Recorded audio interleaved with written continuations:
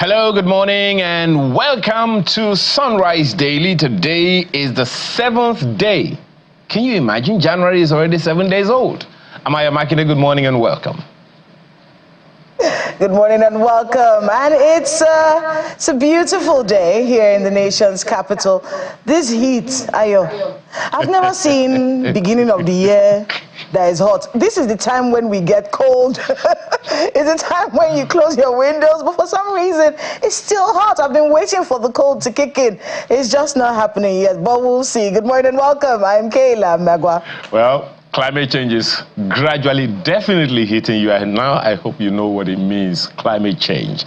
So take us to Maiduguri City this morning, Kayla. Indeed, our skyline this morning is one that is born out of something sad that's happened. That's the Borno City Center, by the way. Lovely sights there, and you know, right now, a lot of people in Borno State are worried about the future of their state, especially when it comes to security. And you know, it's been a very dicey one. I mean, last year we were worried about the flooding that happened in this state, and you know, it was part of the conversation that we kept having about the flooding in the state. Well, now they've been hit by another situation. Some terrorists linked to the Islamic State West Africa province. They killed 6 soldiers in a raid on the forward operating base that is located in Damboa local government area of Borno State. And military sources saying that it's been a very strange one. They set fire to the base along with military vehicles. 6 soldiers were killed. And this was after an intense gun battle we're hearing from the military. You know, and they say the soldiers were forced to withdraw, you know. But it's a very sad one. And one that we hope doesn't continue to repeat itself. I mean, we're going to have the security conversation at some point today. But our condolences with the military and to everyone who's mourning at this particular time. I mean, this insecurity in the northeast especially, has cost us too much. It's cost us too many lives and too much. It's one that we don't quite understand how this continues to fester. I mean, there's so many dynamics, and I'm sure our experts at some point during the program are going to talk to us a bit about the dynamics that could be leading to what we're seeing. And it's not just Borno. Yesterday we had a bombing in the Buari Area Council of the FCT. You know, mining situations, you see Zamfara and the problems there. So quite a lot has been going on security-wise in the beginning of the year. Not really a surprise, not that much of a surprise, really. But, you know, it's one of those situations where we actually hope that the right thing is done, you know, to fix this problem. It's a very sad one, and one that continues over all the years, you know. Over the years, it just continues and continues and continues. I don't know, Aya, what are your thoughts on this? When you say, you know, that we should do the right thing, I'm asking, what is the right thing? Look at this beautiful city. Who wouldn't want this city to look better than this in time to come? So I think it was last week, or maybe even earlier, it must have been last week. There was this report I saw of a policeman who was arrested by the police for supporting terrorists, for giving them arms and all of that, and the police have arrested him. I'm waiting to see what's going to happen with that fellow. And I listened to the CDS's interview with some international organizations. And one of the things that he said in that interview, as per reasons for some of these insecurity issues, are that they are just some people where he pretty much said it's more political than it is civil or social or whatever it is. So the question is, why? What is it that some people are enjoying from all of this unrest and insecurity? Kayla, you know and I know, arms aren't cheap. Guns are not cheap. Bombs are not cheap. IEDs don't come cheap. You don't just go to Gwari Market or wherever to pick them up. They are very, very costly. So for these things to continue, it means that there is some big bank or some big pockets supporting them. The question is why? I believe that if we have the political will, and when I hear that thing, I'm just asking myself, what do we have the Constitution for? What do we have our laws for? If we need a will, a political will, to do what the law says. We were speaking with Professor Killer yesterday, and we were saying that at the heart of democracy is rule of law. So if the laws are there, all we have to do is to enforce those laws. That is rule of law. So if the laws are there and they're not being enforced, we're definitely, it is safe for anyone to say that we're not practicing democracy if the rule of law is not in play. So we want this beautiful city to remain beautiful and to be even more beautiful than this. But when we continue to have the kind of unrest we're having, where insurgents are being one way or the other empowered to work against Nigeria, then it calls for a lot of questions. A lot of questions, Kayla. Where's the guy from? I mean, our condolences really with everyone who's dealing with one thing or the other, considering what's been going on in Borno State. It's a new year, and we hope that these things are handled immediately. We'll go for a short break. When we come back, we have quite a lot to talk about. The president is in Ghana, getting ready for the inauguration of the new president there, who's going to be resuming office. And then, of course, we have a conversation about politics in Nigeria and what it's doing to the fabric of our nation. So please, stay with us.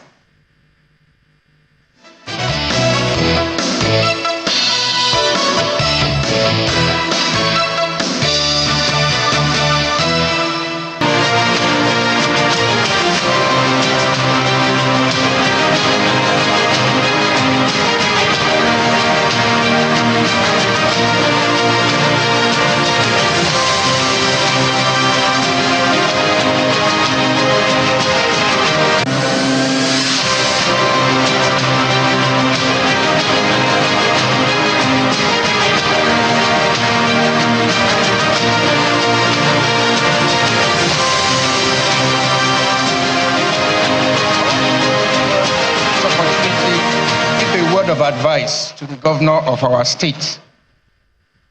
Advice I will give to him is that he should know that we are all politicians, and politicians take decisions in pursuit of their political interest. Nobody is with Governor Fubara because they love Rivers State or because they love Governor Fubara. They are with Governor Fubara because they see him as a tool to achieve their own political objective, which is to bring down the FCT minister. Why do I say that? In the last elections, everybody in Rivers State did anti-party. Your Excellency, with all due respect, I did anti-party. I did not allow the SDP candidate to come here to campaign. And when he came to my house, I told him that I was with Tinubu. Oga, you too, you did anti-party. You were very clear that you were with Tinubu. You did not support the PDP presidential candidate. The present governor also did anti-party. He was with you. He did not support the presidential candidate of the PDP. The PDP leaders that are with Fubara today did anti-party. They did not support the PDP governorship candidate, who was Governor Fubara at that time. They supported the APC candidate. The APC leaders also did anti-party. They did not support the APC presidential candidate. They supported the PDP presidential candidate. So all of us did anti-party, and it was not because we loved Rivers State or we loved Governor Fubara or we loved anybody. It was because we're trying to advance our political interest. Today they have switched.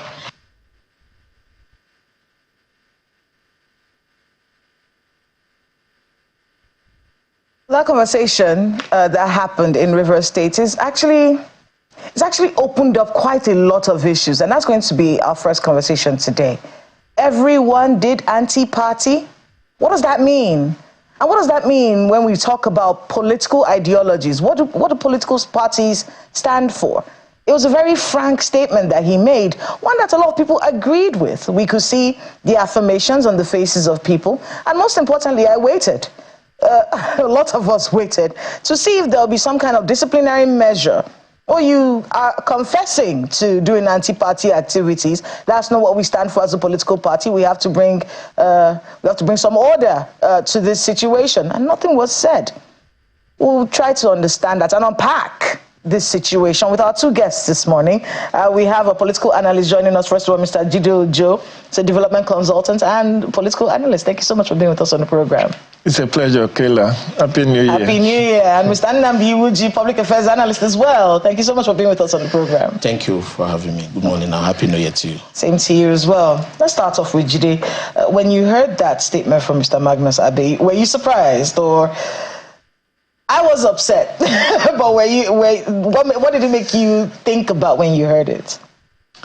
Kayla, the truth that has to be said is that in Nigeria, there are no political ideology.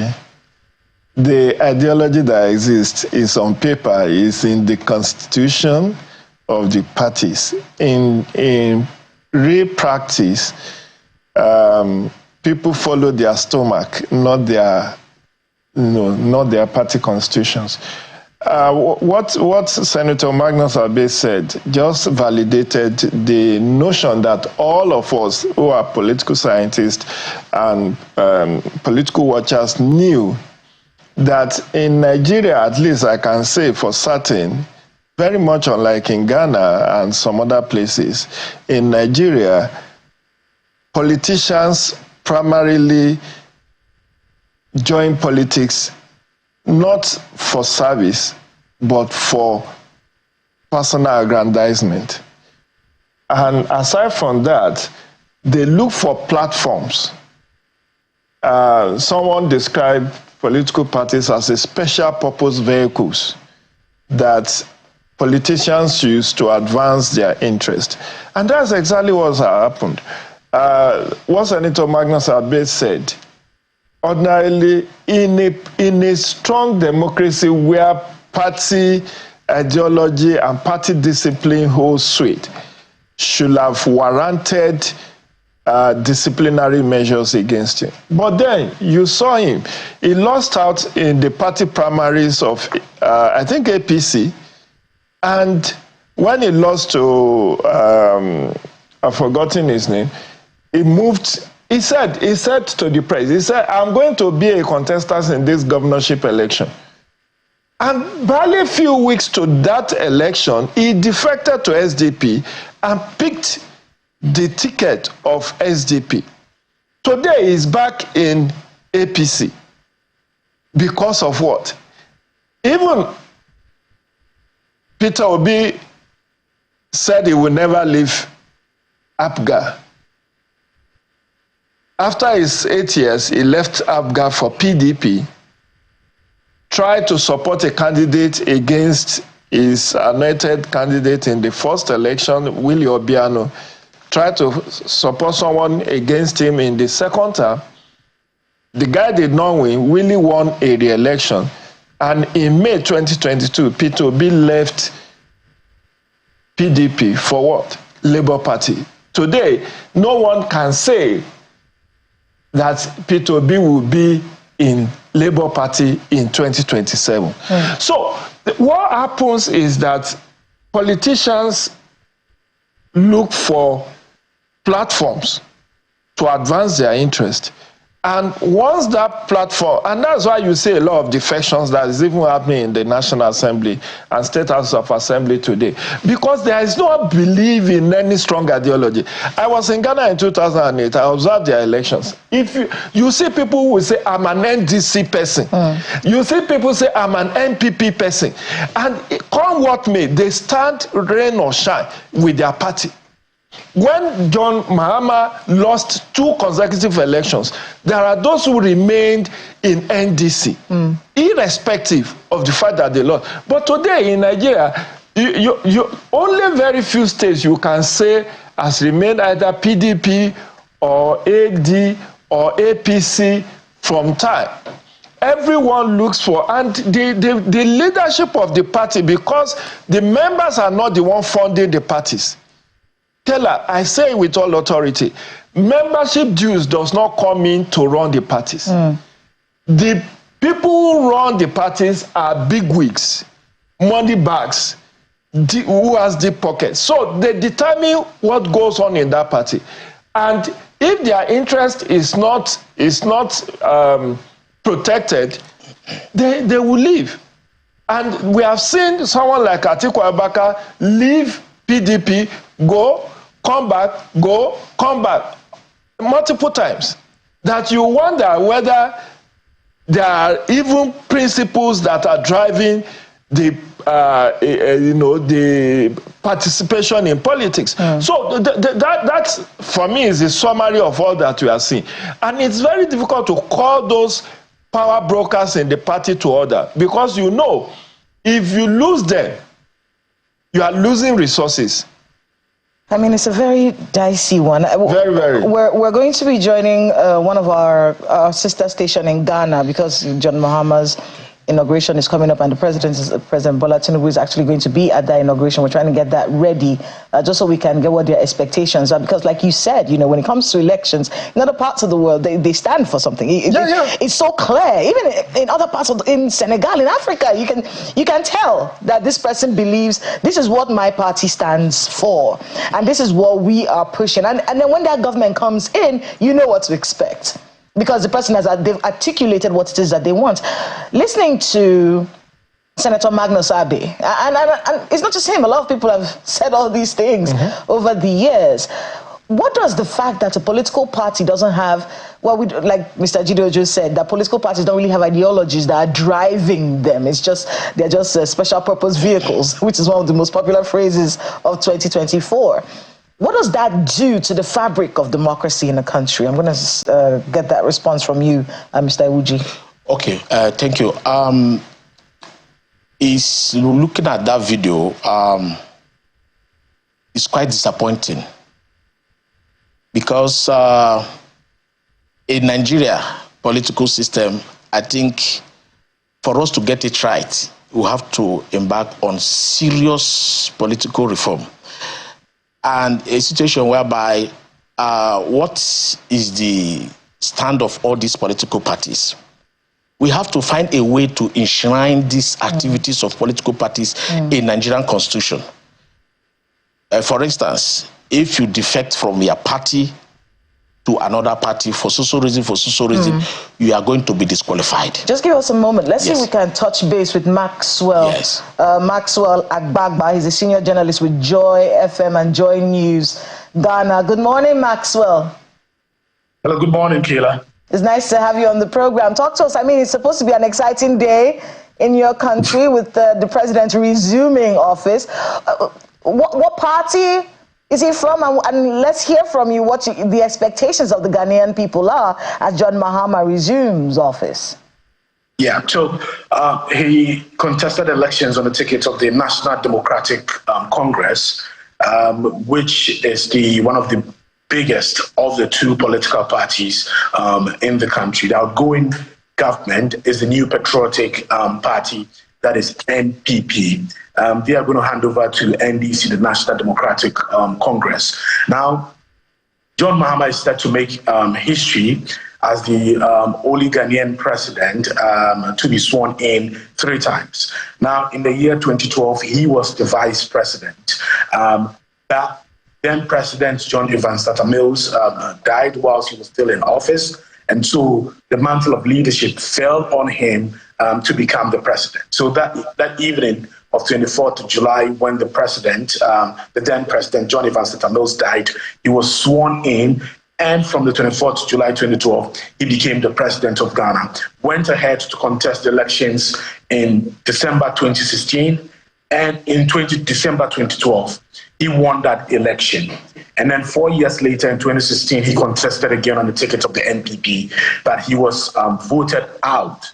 So the NPP, led by President Nana Addo Dankwa Akufo-Addo, they won the elections in 2016. And then in 2020 also, they won a second term. So President Akufo-Addo had his full 8-year term, and John Mahama made a comeback in 2024, beating the outgoing government. It was an emphatic victory. It was a landslide victory. The NDC won with 57% of the votes. And many have described it as one of the biggest wins in Ghana's electoral, histories. So today, this afternoon at exactly 11 a.m., he's going to be sworn in at the Black Star Square, where ceremonial events like this one are usually held. There are a lot of expectations on him. A lot of expectations for him to deliver. One of the main drivers of this election was the economic situation in the country. A lot of people have been complaining about the economic situation in the country in the run-up to the elections.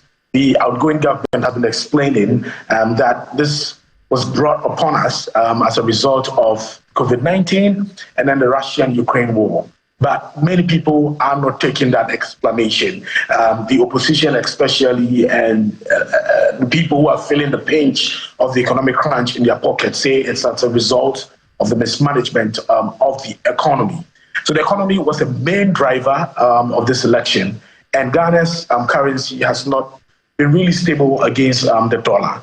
It has been depreciating against the US dollar, and you know that will definitely affect a lot of things in the country. So the cost of fuel, the cost of foodstuff, the cost of everything, went up to the point that Ghana's inflation rate went up to about 54% at a time. So it really affected a lot of people. So many political watchers say that this really affected or played a critical role in the election of John Mahama. Many have the expectation that he would come in and rescue this country from the economic quagmire that we find ourselves, in. So there are a lot of expectations for him to do that. There are a lot of expectations for him to ensure that Ghana's currency is stable, especially against major currencies like the US dollar and all of that. Another major factor that played a role in the election is corruption. Although the outgoing president has been playing down and dismissing allegations of corruption in his government, he has been saying that all the people accused of corruption have been investigated and they were cleared by the state anti-graft agencies. Yeah. But his opponents have disagreed and said that he nearly played the role of a clearing agent by clearing his political appointees even when he didn't have to clear them. So that's really the defense of the outgoing government. But a lot of people still think that this outgoing government was plagued and bedeviled by a lot of corruption. I mean, Maxwell, I want to be able to ask you about the political parties there. Would you say, in your view, that this was an election? I mean, you've mentioned there was the economy and other things that were the driving factors behind this election. Would you say that this election and the political parties that participated were driven by party ideology? And as a party that John Mahama belongs to, President John Mahama, in a few minutes, I guess, what does his party stand for? Well, his party really stands for, it's more socialist inclined.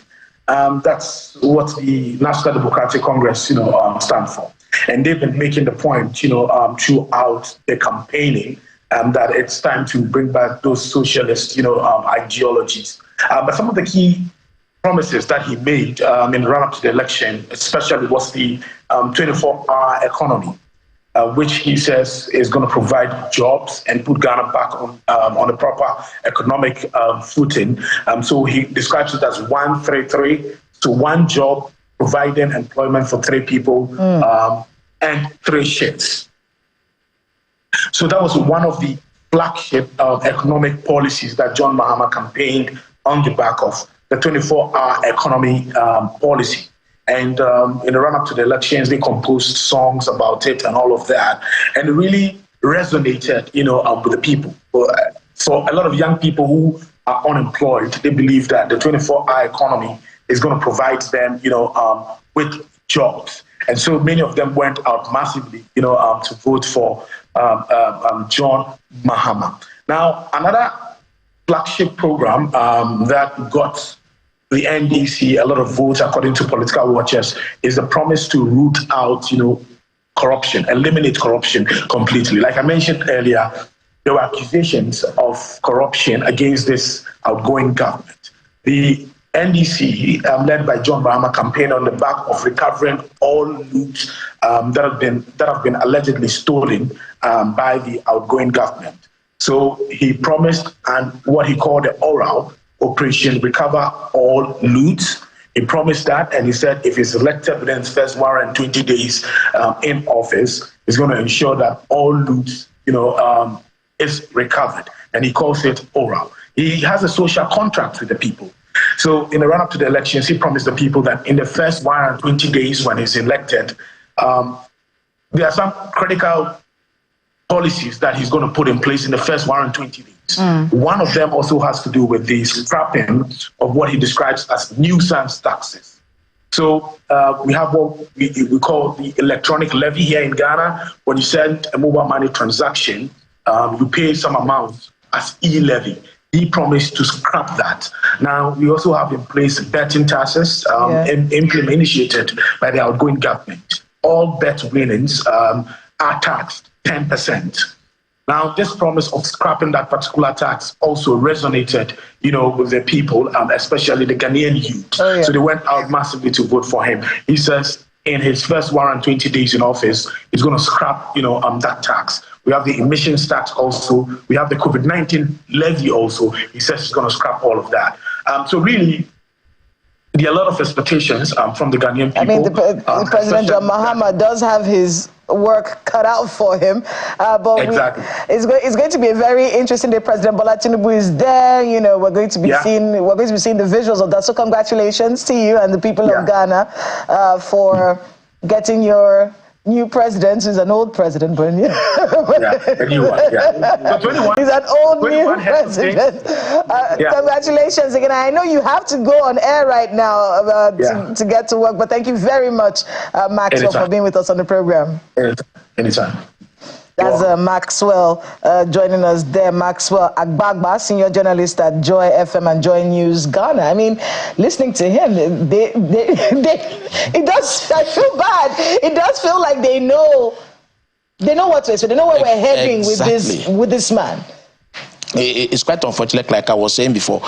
Our politicians are only interested on self-interest and not on the interest of the nation. For instance, look at what happened in Edo. When Obaseki contested against Pastor Ozagi, some politicians campaigned for the Obaseki. Then during the second term, it was like a switchover. The Obaseki now went to PDP. The PDP candidate went to APC. So how do you relate this? It shows failure. It's quite disappointing. Okay, look at the visual about Senator Magnus Habe standing on the national television saying that I did anti-party. These kind of people are not supposed to be allowed to occupy any other position. I'm not speaking for anybody and I'm not holding brief for anybody. Take, for instance, the FCT minister. Yes, considering the political crisis in Rivers State. You have never seen him join any other party. Some people would say that being a member of the PDP and working for an APC government is an anti-party activity in itself. It depends. It depends on how you see it. A president might decide to run an all-inclusive government to move the nation forward. But that is not to say that he's running an anti-party activity. So, but for what I'm trying to say is this. For a senator to come on a national television to stand and say that I did anti-party activities. Okay, look at even this Ghana we are talking about. I don't know if you have come about the video of one of the National Assembly members when the president went there to say, that is the type of leadership we need. He was very outspoken. To an extent, he told the president that your leadership is your government is a complete definition of failure. But today, can we see that in the National Assembly? That is a question. what our leaders, what are they looking for? Personal interest. So if we can start with political party reform, whereby we will have some constitutional amendment to bar these people, because we have left everything at the political party. You remember when we were talking about individual candidates, they kicked against it. Honestly, if that is allowed, political parties will be dead today. They're only using political parties to advance. And what are the basis of this advancement? Corruption. Is it possible that, I don't know, I'm trying to look at it from all sides here. Is it possible that the driving force behind this sort of behavior is probably two things? Number one, the way our political structure is.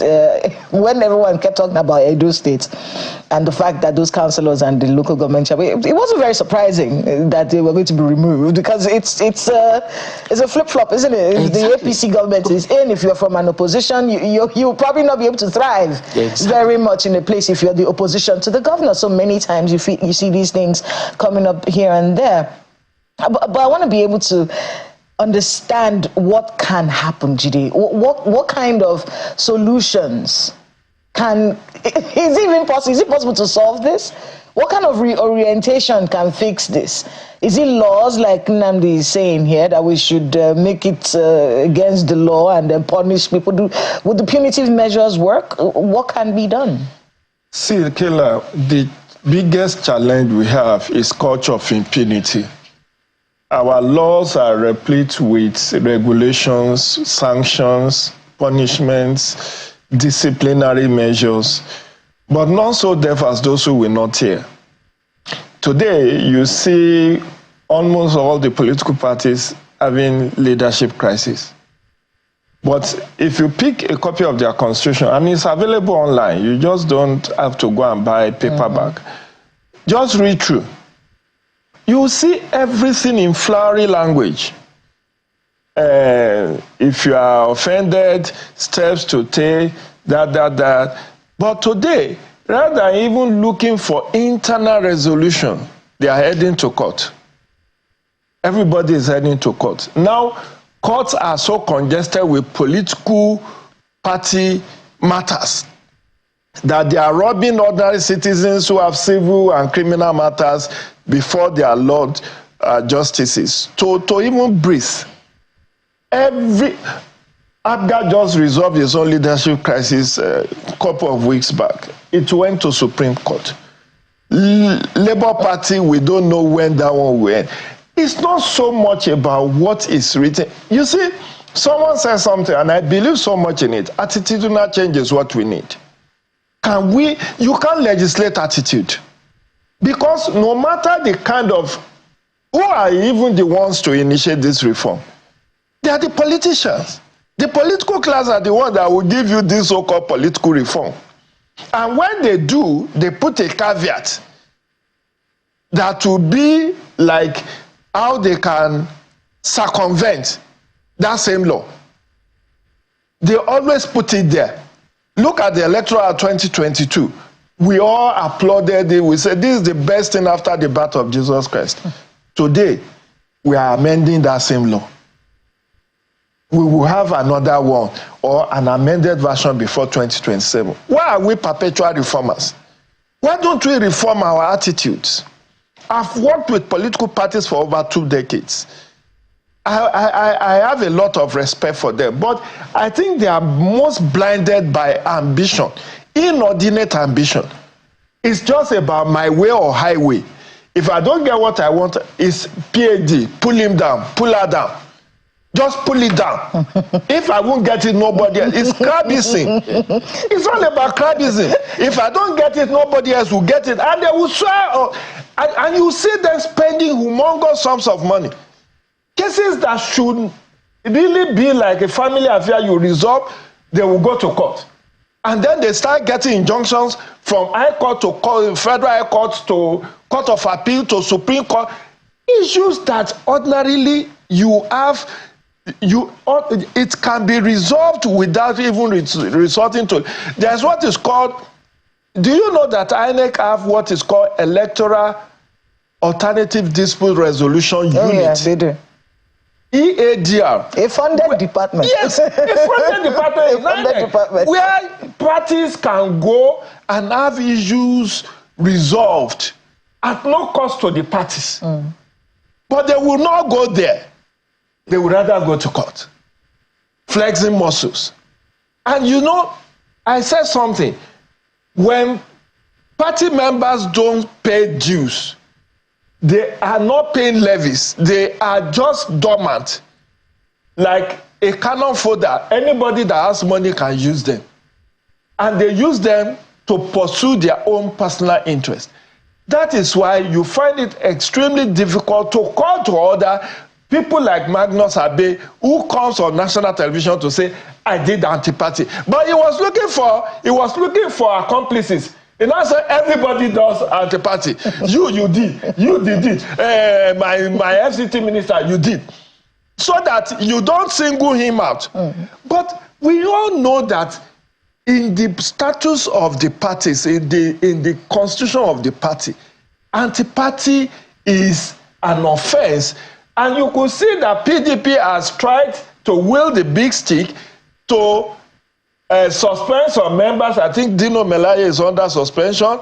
Some have been expelled. I think Ayo Fayoshe's son at some point, I learned it was. But the real people, the heavyweight, you will not touch them. Should his party? They are the untouchables. Should his party? I want to toss to Ayo in a bit, but I'm going to find out from Mr. Ndam. should his party respond to him right now? That is Magnus Abe's party? Yes. Exactly. They're supposed He's in APC now. He has left SDP. Should the APC? I had even expected the FCT minister to come out to say that I did not do anti-party activity. Some kind of caution. Yes, of course, because that is very, very indicting. And it's very disappointing that APC is allowing such a person. And like my noble colleague have just said, he moved from APC. And there are also videos out there. What this same Senator Magnus Abe have said against the FCT minister, have said against other parties, so other people in the politics. But the issue here is that, look at our colleague that we just listened to in Ghana. What are the driving force? But in Nigeria, it's personal interest and corruption. I want to toss to Ayo. He has a few questions for you. Go ahead. Thank you, Kayla. Mr. Ojo, you permit me to take you back to the point where you talked about how political parties are funded. You know, believe me, since you said it, I've heard almost nothing that you guys have been talking about, because I've been pouring into the two main laws that, you know, relate to our elections in the country.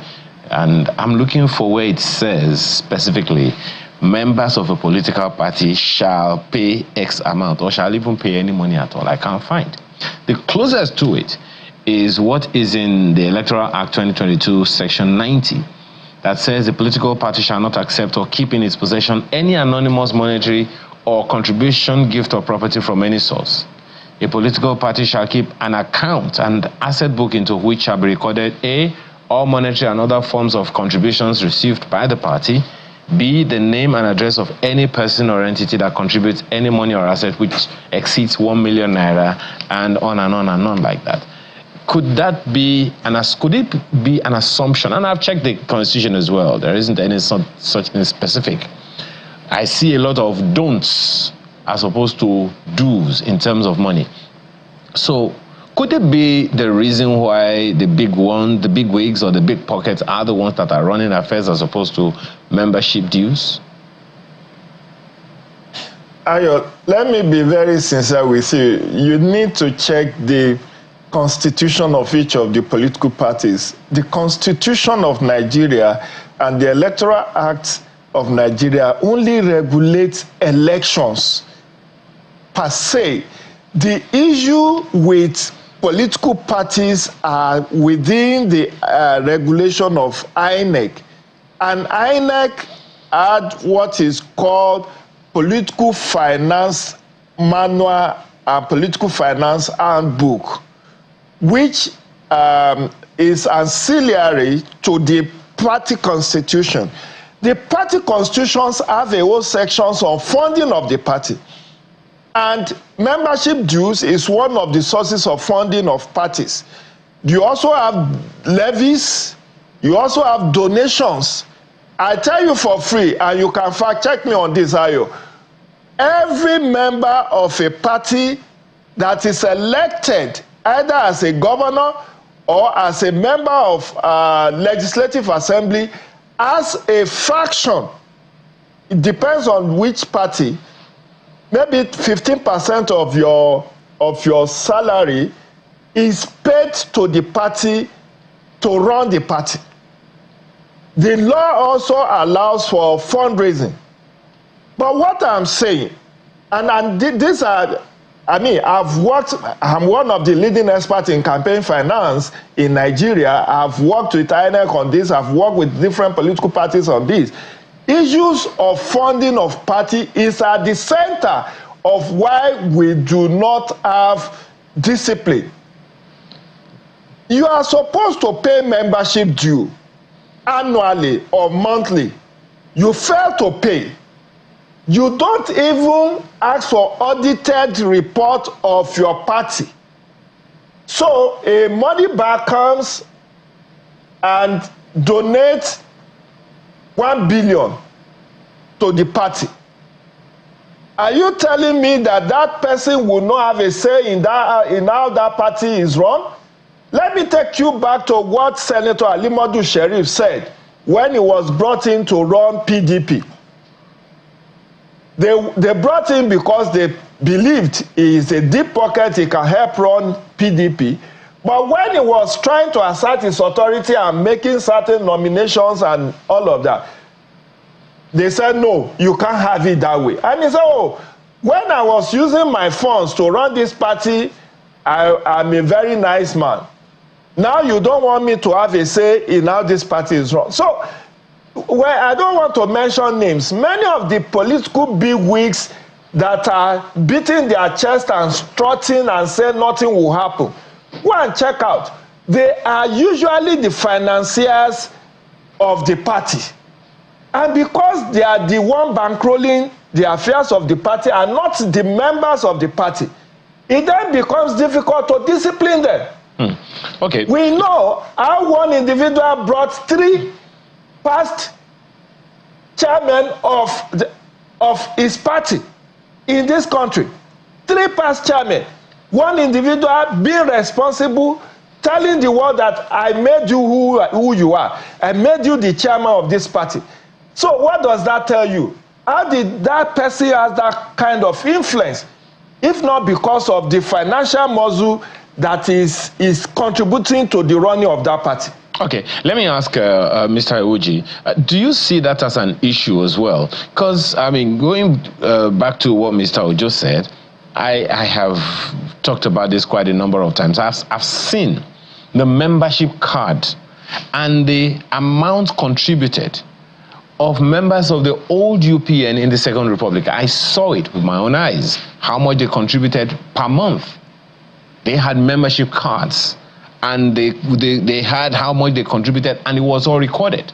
Do you see that as an issue or in terms of how party structures are controlled from the lowest level in the country to the highest?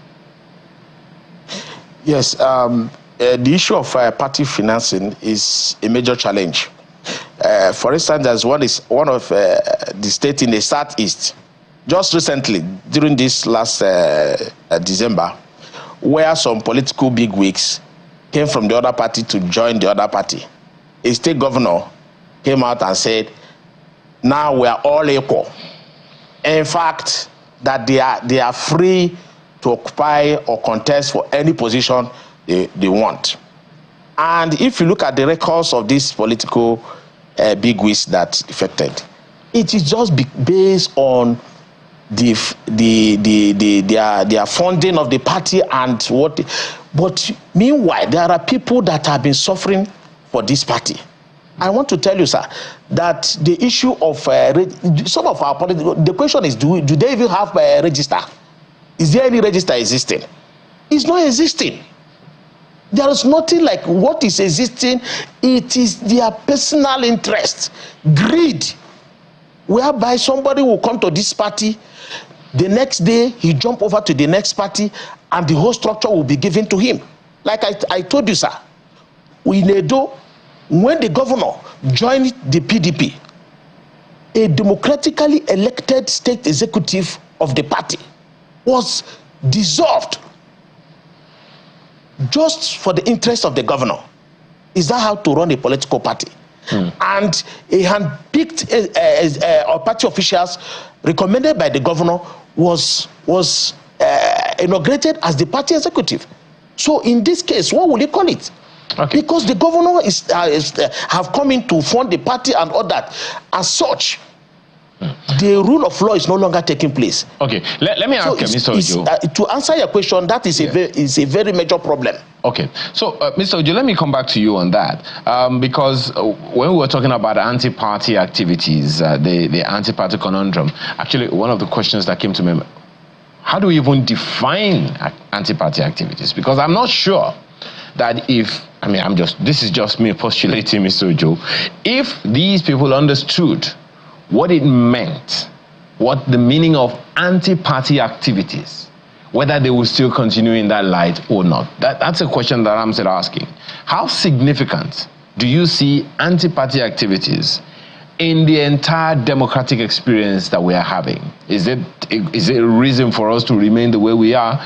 And how, this will be like a kind of cacophony of questions, Mr. Ojo, but how impactful are these two issues of party funding and party ideology on anti-party activities and the entire democratic experience we're having?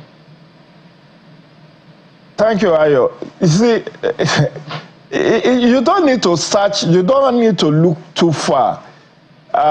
We have a malaise with our party administration. And Yorubas will say, any burumo. If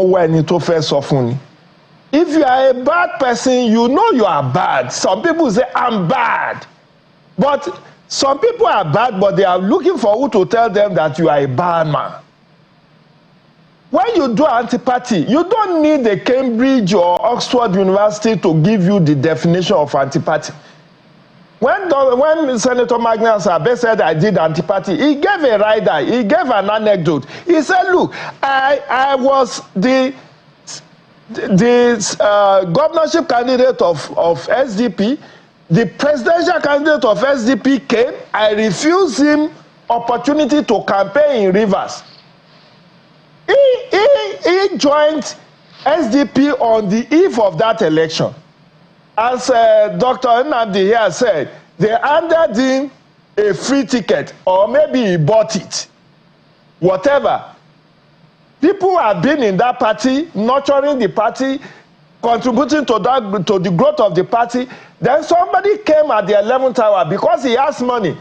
He throws money around, and then they withdrew the ticket for whoever, or those who are aspirants, they refund their money, and then you bring in this person and say, this is our consensus candidate.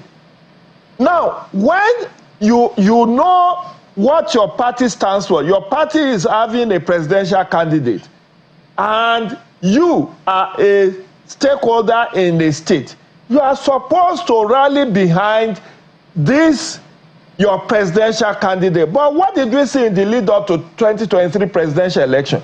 5 governors openly said, we are not going to campaign for our presidential candidate. And they stood by that, and none of them has been sacked.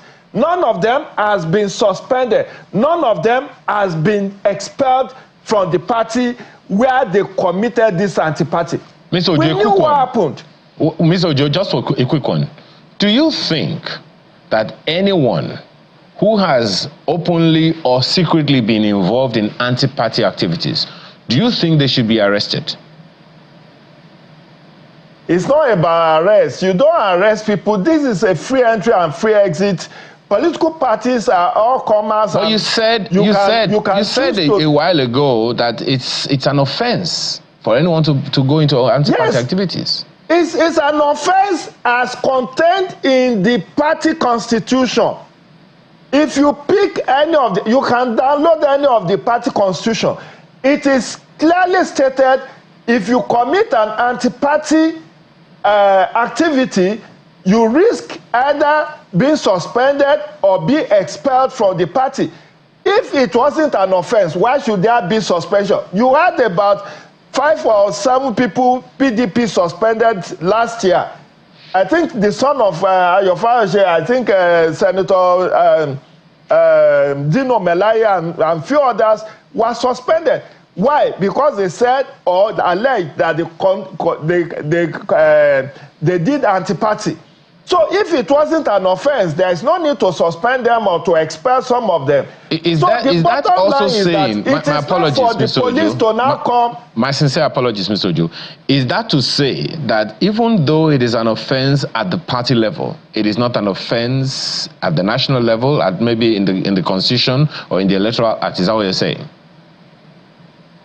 Well, in the general, like I said, Electoral Act guides elections.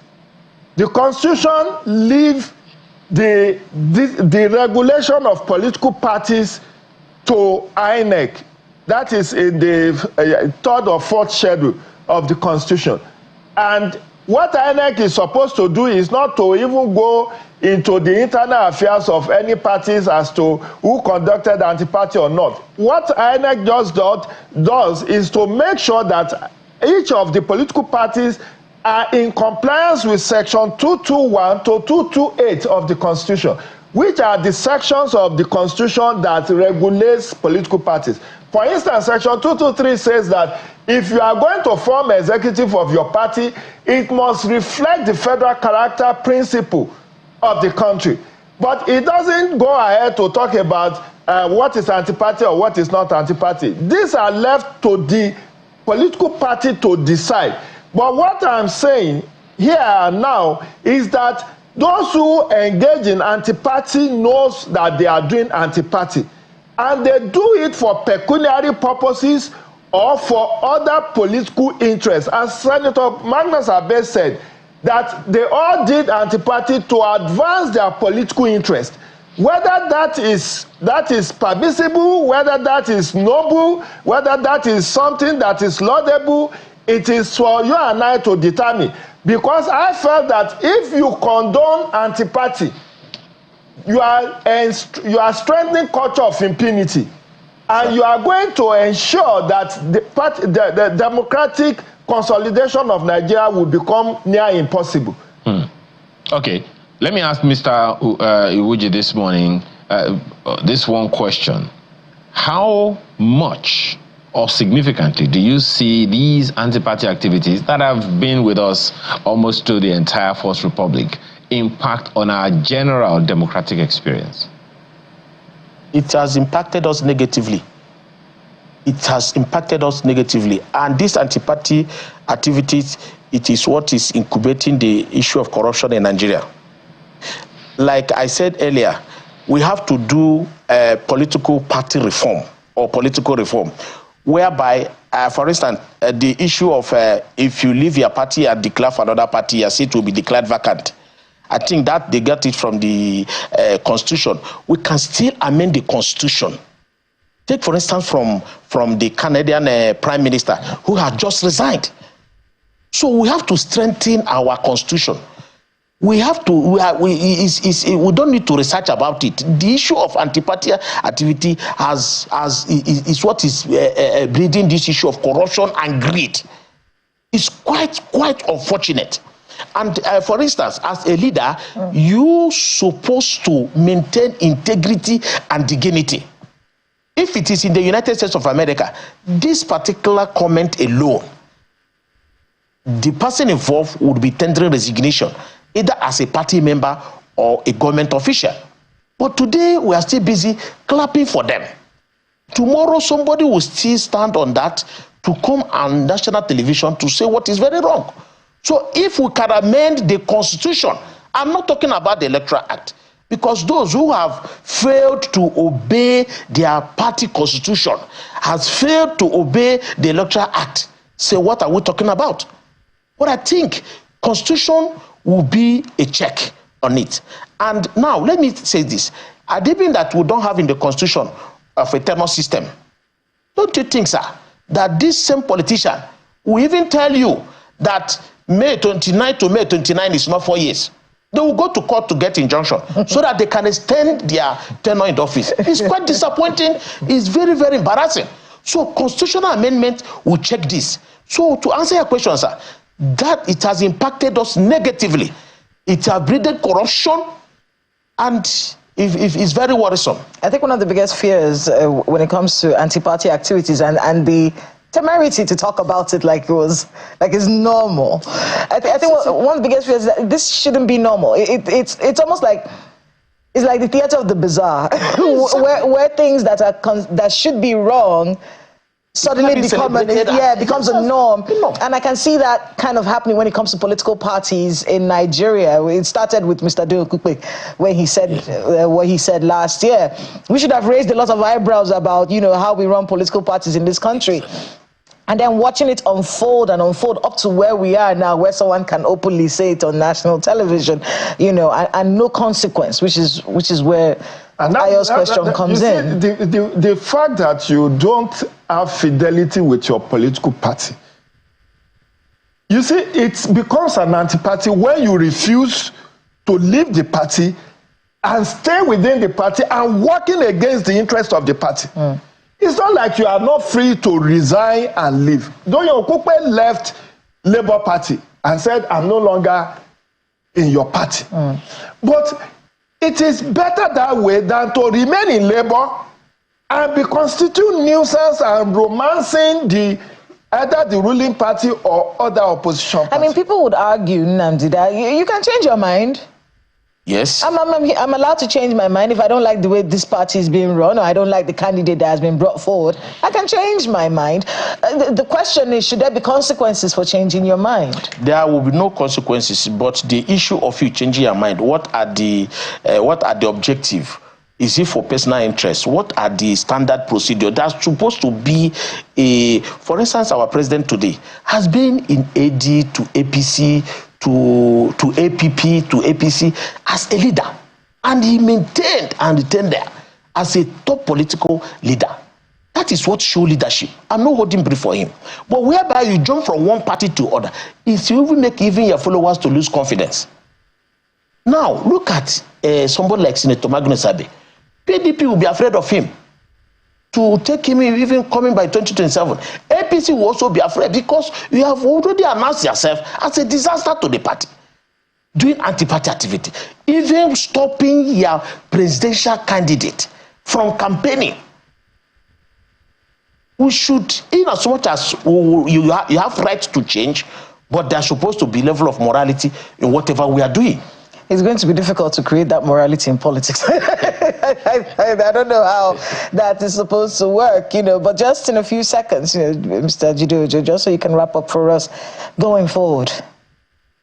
Because we've said this over so many going times. Forward, the point is party leaders. Well, you see, let our viewers know, I'm tying all of this to lack of discipline in terms of funding structures for the political parties. The reason why people get away with this kind of blue model, making boasts that they do at a party and nothing happened, is because they brought some resources, financial, human, and otherwise.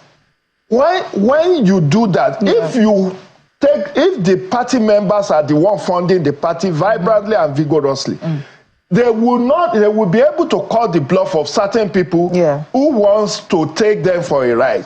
And party needs to just get that the laws are very clear. You can make money in a decent and diligent way. You can collect loan to run your party. You can do fundraiser. You can do donation. You can do levies. But don't just let handful of people get hold of the party. And finance it. I mean, we are out of time. I want to thank you so much, Mr. Jideojo, for being with us on the program. And Mr. Nnamdi Iwuji, thank you so much for being with us. Jideojo, the political analyst, development consultant, and public affairs analyst, Nnamdi Iwuji. Thank you. Thank you for having me. Laddie Williams is on business. We'll be back in 30 minutes with more conversation. Please stay with us.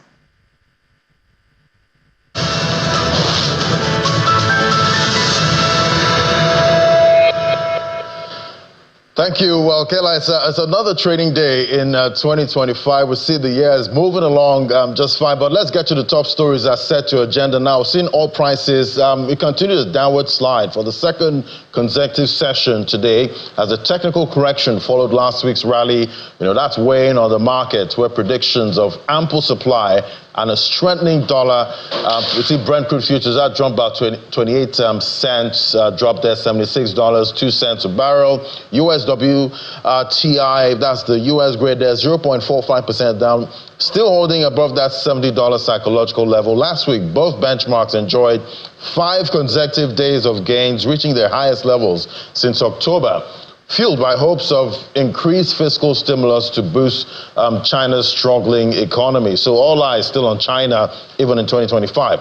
Well, let's look at the FX market now. We see the week kicked off with a bearish tone on the NFM window as a healthy supply of US dollars. That kept pressure on the exchange rates. The NFM, that hovered between 1,530 Naira to 1,537 Naira. So we see mostly unchanged for the NFM window. NAFEX, 1,542 Naira. That was a close from 1,543 Naira. CBN rate, that's stable there at 1,535 from the previous rate. Analysts expect rates to hold steady at these levels even today. Let's get a check on the Treasury bill secondary market. Now, that kicked off with strong activity driven by demand across the curve. Early trading saw November, December 2025 OMO papers take the lead, with transactions occurring at an average of about 23.60%.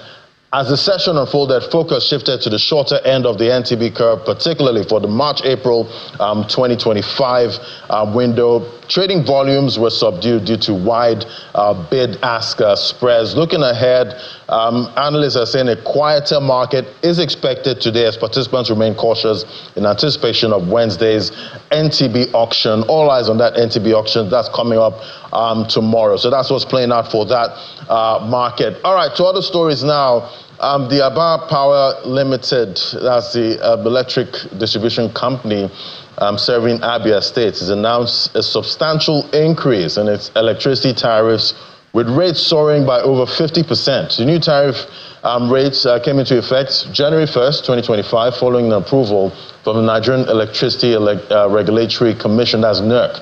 The company made the announcement on its official X account, where it provided details of the revised tariff structure. The company had applied for a tariff hike on December 11th, 2024, and the request was reviewed and approved within just about 26 days.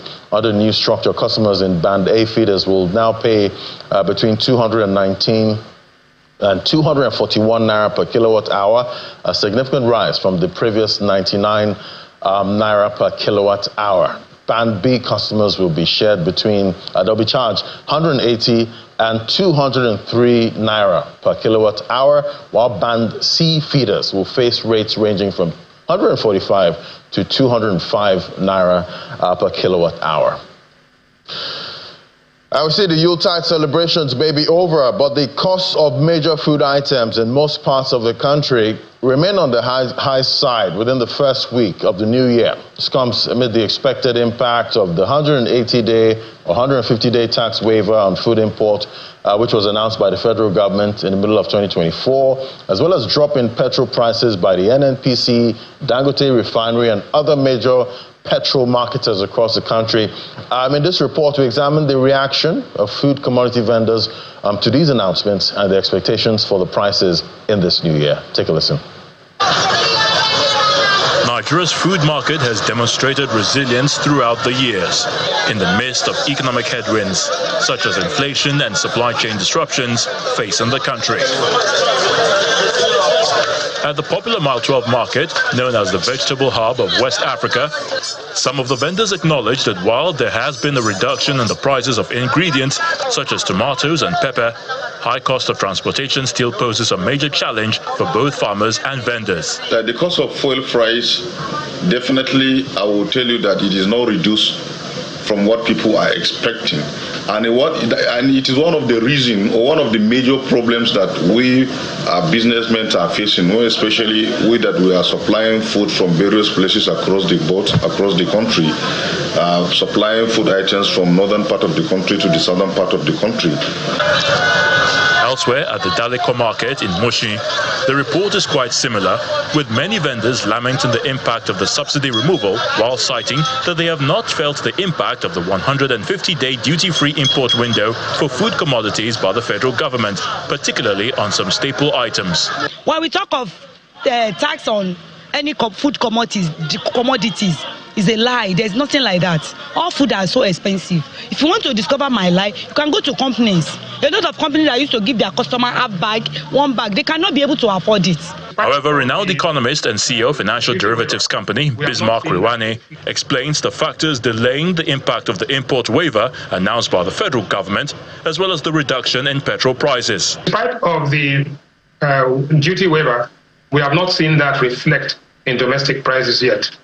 But one of the major reasons that were given for prices declining was consumer resistance, and that the consumers are pressed by income. One, they spent all of their money in December for Christmas, so they have little or no money left. You will not see this begin to reflect until you see the January inflation. The inflation numbers that are coming out in the next week or so will be for December inflation. The January inflation numbers that will come out in February will now begin to show a sign of moderation in those prices.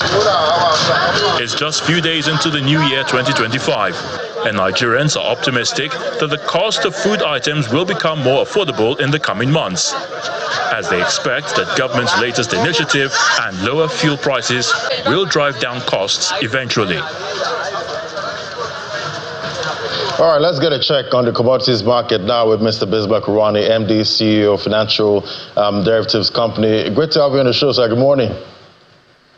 Good morning, Ladi, and thank you for having me. Yes, sir. So from your comment in the report now, 2024, we saw a couple of moves from the government to bring down prices of food. We saw that 150-day window for free importation of food items. But now, we're getting reports that it's not even been implemented, in the first place. How are you seeing that? Well, thank you, Ladi. I think, first and foremost, I did say on another channel that 2025 is not a year for the faint-hearted. It's a year in which we will wiggle, we will struggle, but we will get there, but after a lot of challenges.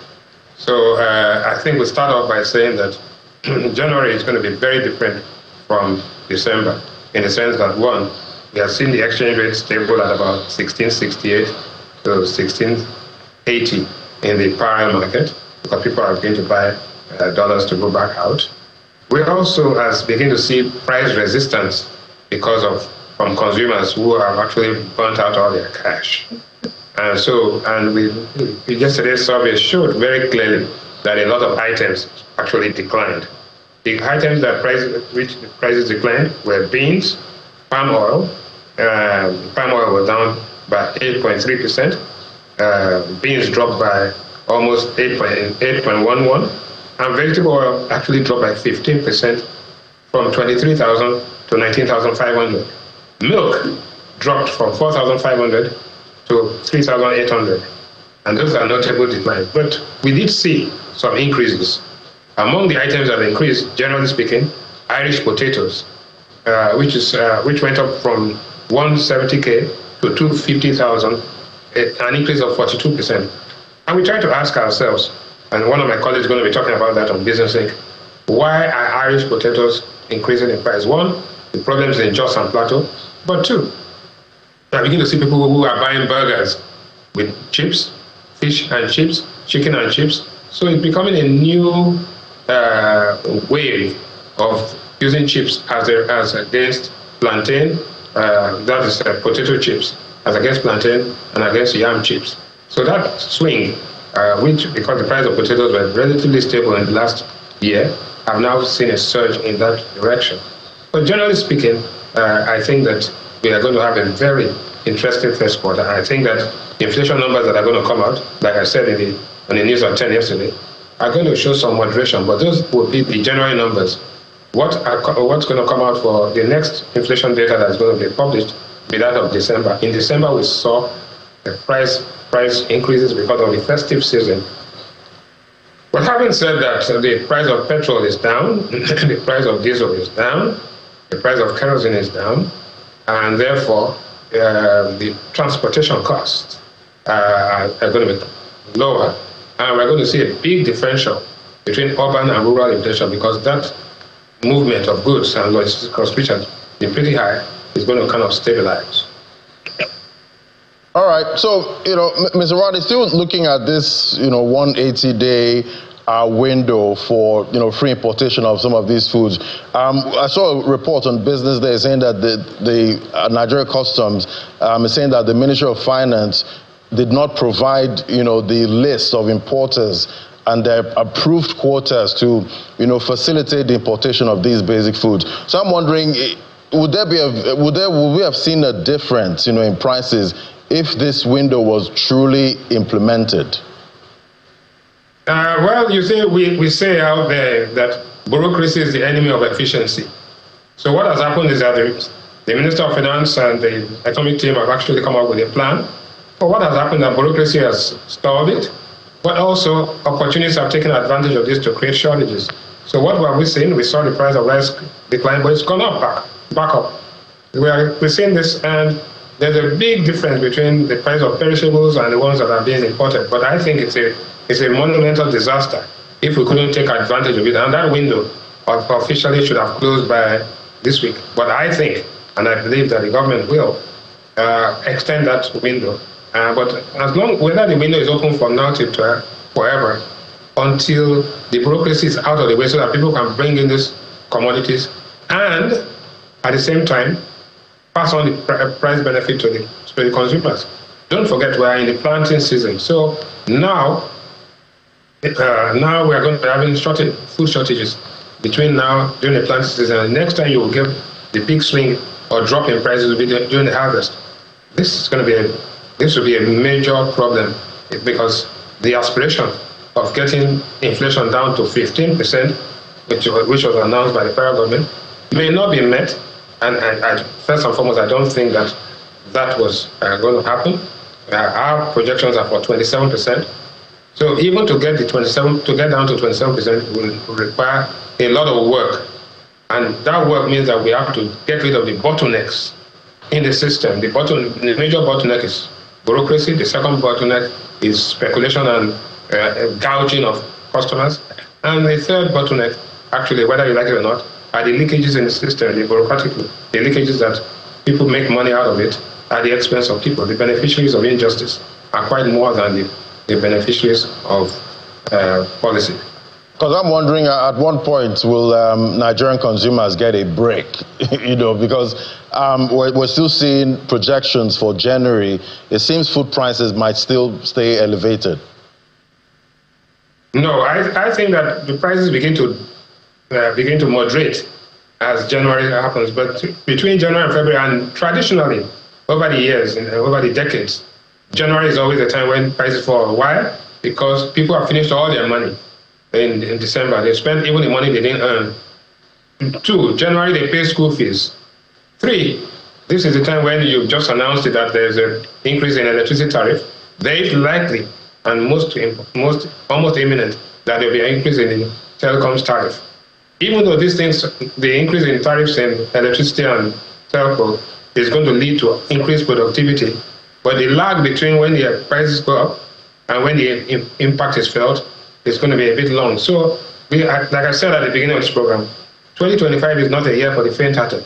You've got to be strong, you've got to be resilient, you've got to have some capacity to withstand the shocks, especially with the strong and strict budget constraint. People are going to switch and substitute from one type of good to the other, and many people are just going to cut back on their expenditure. Definitely, it's going to be a tough quarter, but it's going to be a better quarter than this time last year. This time last year, we were in deep trouble.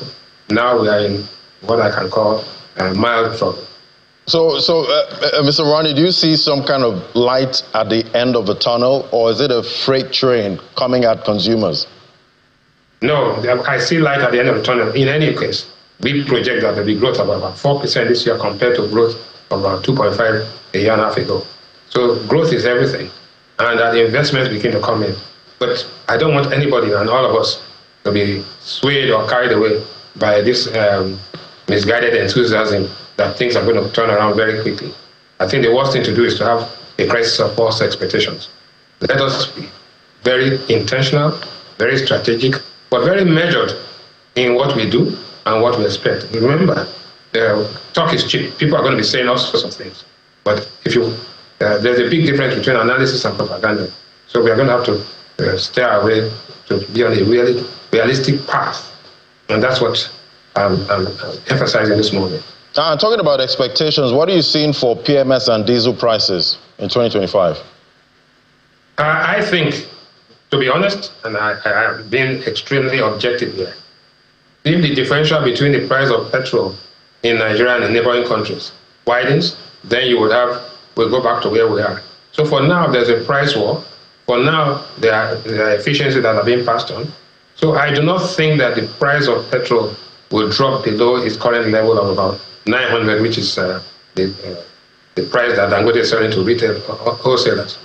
So, but I think that in the first quarter, we'll sit at about 935, right now you have 935, 975.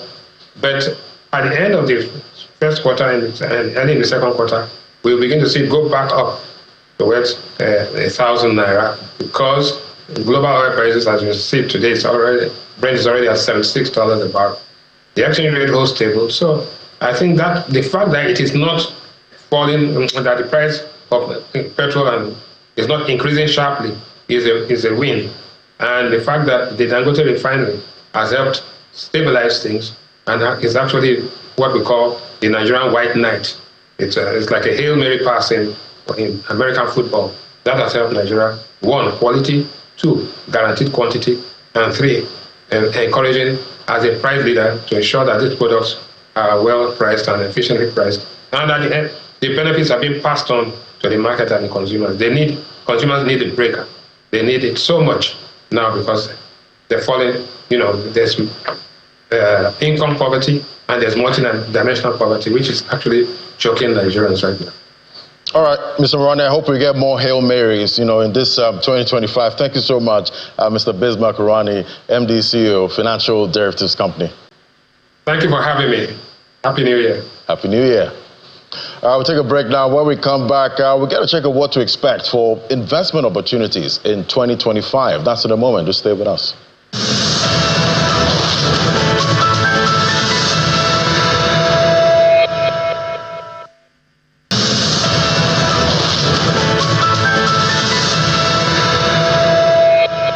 All right, as 2025 moves along, Nigeria's investment outlook offers both opportunities and challenges driven by macroeconomic trends and ongoing reforms. Key sectors like energy, technology, agriculture, and finance remain attractive, while inflation, regulatory changes, and political stability are crucial factors to watch. Well, join us for this conversation. We have Mr. Egie Akpata, who's the chairman, Skymark Partners. Great to have you on the show. Happy New Year.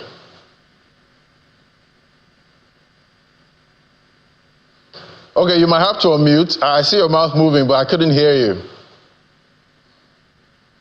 Happy New Year, Ladi. Thank you for having me on the show. It's great to have you. So, what are the expected trends in, Nigeria's stock market that you're seeing, your crystal ball is showing you for 2025? Well, I think whatever predictions people might have had last week might have changed given the activity you see in the insurance space. A lot of insurance companies are up 30% already this year, so that's very unusual. But again, that might be a sector worth looking at. But I think by and large, banks are still where the action is simply because of their relatively low price to earnings ratios and their high dividend yields. So banks that have high earnings growth and a high dividend growth are definitely a safe place to be. But overall, I think there's always somewhat a price discrepancy in this market where low price stocks tend to do better than high price stocks half of the time. And we're seeing that with insurance, and that might apply to a couple of other sectors. And you're talking about that insurance sector now. What would you say is the best strategy, to pick the winners? Because we have that recapitalization coming up for the insurance industry. We're going to have mergers, maybe acquisitions. So what are you seeing there? What would you say is the best strategy to pick the winners? Well, I think it's a very tricky sector to try and play this in. I mean, we've seen this happen maybe a long while ago, maybe 2008, shows a lot of promise, and then, some people might be left holding the bag. So you have to be careful. There's some of those companies that are somewhat distressed, that might have low prices, but might not have good liquidity if you have to get out. So you want to focus on the better capitalized, better run, more liquid stocks, which tend to be higher priced in terms of absolute naira priced, and so potentially might not give you the very, very high returns you see of those 1 naira stocks, or those even below naira. So you need to still focus on quality and liquidity. So I guess at this point, you shouldn't marry any one stock in that sector. You have to be careful. Yes, I mean, again, you sometimes have to have exit prices. So when you get to a certain price, even if the momentum is still there, you need to use that momentum to get out, because some of these stocks will have liquidity issues. And that's a common problem across the entire market, depending on how much you're investing. You always have to be cognizant of how you're going to exit, and if there will be liquidity in the market to take you out when you want to do that. All right, talk to me about sectors that are likely to drive growth in the capital market. Is it the same, the expected culprits, financial services? Well, it'll vary. I mean, the banks are always a good place to start. You might not get some of the very outrageous returns you see in some other sectors, particularly with the bigger banks. But you will get safety, you will get liquidity, you will get dividend yield. If you want to be a bit more excited, a bit more adventurous, then you can look at some other sectors like insurance we've spoken about. There could be some interesting activity in the FMCG space. Bear in mind that we had several years of depressed prices, and at this time, some of these prices are starting to go back towards their historical averages.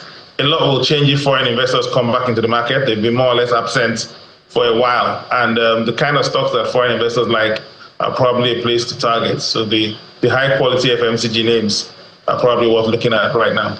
Right. And I want to cast our mind back to COVID. Remember, that was the time we saw oil go negative. That's oil prices. We saw a lot of risk assets, fall like hot potatoes. And now we're getting reports of a respiratory infection. That's a pneumovirus, HMPV. Are investors and advisors getting nervous, with these reports we're getting about this new strain? I'm not sure that you're going to get the same kind of effect as before. I mean, so yes, you have all kind of outbreaks. Normally in this time of the year, if you look at the US, this is their flu season. You have all kind of outbreaks of variants of viruses coming out. You're not going to get that kind of 2020 effect anymore. So I wouldn't really use it as a benchmark for making any kind of decisions from an investing point of view. Not a factor right now. But if we're to imagine that, another pandemic is upon us, are we exiting all risk assets? No, quite the opposite. I think that even if you had a pandemic today, the way it's going to be handled is going to be quite different from 2020. And so you just have to bear that in mind. And I don't think you will get that drop-off in risk asset prices anymore. It's kind of like once bitten, twice shy. You're not going to get investors dumping quality assets because of a temporary problem. All right, we'll definitely keep our eyes on this one. But, looking at, the space, the investment space here in Nigeria, what would you say is that asset class that investors should really, really be looking at, in 2025? Are you seeing cryptocurrency, Bitcoin, as something investors should be looking at, at this time? Well, I think in terms of, we've had this discussion before a few weeks ago. I still think that because you have very high interest rates in Nigeria right now, your 1-year T-bill is at almost 30%, at least in the primary market. It's hard to see the currency, falling, fast enough to justify staying outside a naira risk-free. So I think the best investment right now is probably a one-year treasury bill at about 29.7%. The question is how long it will be available at those kind of levels. We've not had an auction this year, so we don't know. But I suspect that you'll be getting those very high 20s throughout Q1, and I think it'll be a good idea to accumulate those securities for now, because it's unlikely you'll see those level of yields in the second half of the year. And, looking at, the currency space, we've been seeing stability, with the Naira. We did hear the central bank governor said the Naira has been stable since about June, July, of 2024. And it seems we're still seeing that stability, for the Naira. But is this going to be a different year for the Naira? Do we see some kind of strengthening at some point? Well, I think, again, the strengthening has already happened. I mean, if you look at what happened in the month of December, again, historically, for 5 years straight, we've had currency appreciation in December. And last year was no exception. There was a big move from about 1670 to about 1530 in the official market, driven by a number of factors which will not continue this year. So we'll probably have seen the peak of at least the strongest point of the Naira for now. And you probably have a slight depreciation during the year. But again, given the level of inflation and where interest rates are, it'll be unrealistic to expect the currency to remain constant against the US dollar. Bear in mind, the US dollar has appreciated substantially against almost every global currency. I mean, if you look at moves, Canadian dollar, British pound, and the euro, those currencies have lost about 5 to 10% against the US dollar in the past year. So if Naira moves a bit from here, it will not be unusual.